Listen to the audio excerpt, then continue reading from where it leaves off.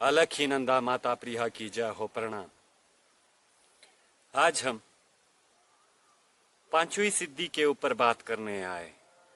ये पंचम सिद्धि जिसका हम आज विवरण करने वाले। ये सिद्धि 16 सिद्धियों में मुख्यतः एक चमत्कारी सिद्धि।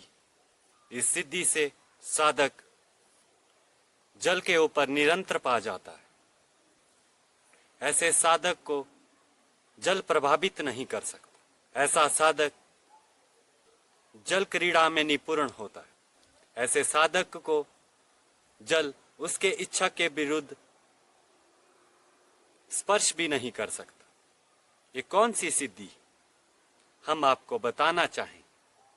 ये जो सिद्धि है ये 16 सिद्धियों में पंचम सिद्धि है। ये सिद्धि कौन सी? इस सिद्धि को जल गमन सिद्धि कहते हैं। ये पंचम सिद्धि। इस जल गमन सिद्धि से आप जल के समस्त गुणों को प्राप्त करते हैं और जल के विपरीत भी कार्य कर सकते। ऐसे साधक के लिए जल कठोर मात्र होता। वो जल से कम भार बनाने में सक्षम होता है और जल से कम वजनी। जिस साधक को जल गमन सिद्धि प्राप्त होती है वो साधक जल के ऊपर ऐसा विचरण कर सकता है मानो वो धरती पे विचरण कर रहा हो। उसे जल डुबो नहीं सकता। वो जल पे चलने में सक्षम होता है। इस सिद्धि को जल गमन सिद्धि कहते हैं। ऐसा साधक जल के समस्त क्रीड़ाओं से मुक्त होता है। आपने अक्सर देखा होगा साधुजन जल में घंटों बैठ के समाधि ध्यान इत्यादि करते हैं। वो जल में समाधि लगाने में सक्षम होते हैं। ऐसे साधक जल गमन सिद्धि को प्राप्त करते हैं। ये जल गमन सिद्धि की साधना है। इसमें घंटों जल में समाधि लगानी पड़ती। जल भाव में ही मंत्र इत्यादि सिद्ध करने होते। वो दिनचर्या में एक बार नाभि के बराबर जल में उतरता है और उस जल में जल गमन सिद्धि को साधने की कोशिश करता है। निरंतर अभ्यास करता रहता है। वर्षों के कठोर अभ्यास के बाद ये जल गमन सिद्धि प्राप्त होने लगती।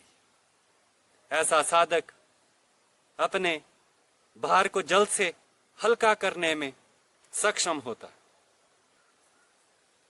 ऐसा साधक अपने भार के ऊपर भी निरंतर कर सकता है।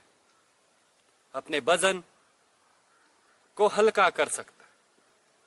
अपने वजन को भार को निरंतर कर सकता है।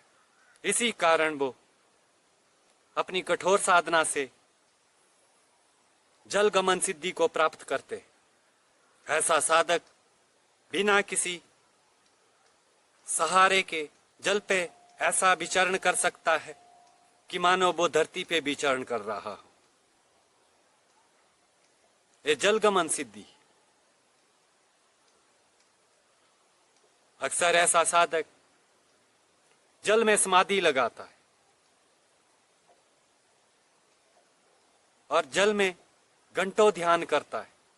ऐसा साधक जल के भीतर घंटों साधना करता है और जल को साधने की कोशिश करता है। एक दिन वो इसे साधने में निपुण होता है।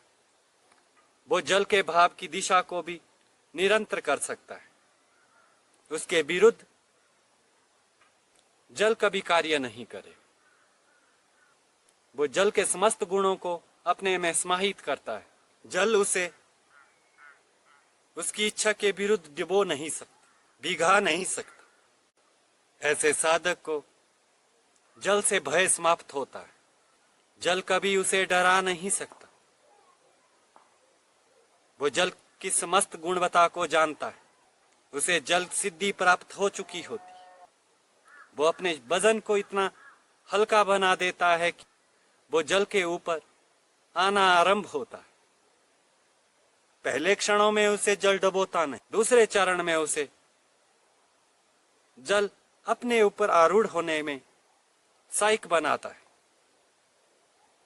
और समस्त गुणवत्ता को जानता है। ये जलगमन सिद्धि है। आज भी इसका साधक जन निरंतर अभ्यास करते रहते।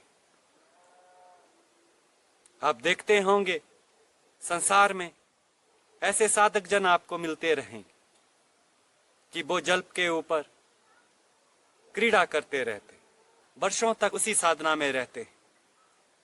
वो प्रतिदिन जल समाधि लेते, जल ध्यान लेते। ऐसे साधक को जल गमन सिद्धि प्राप्त होती।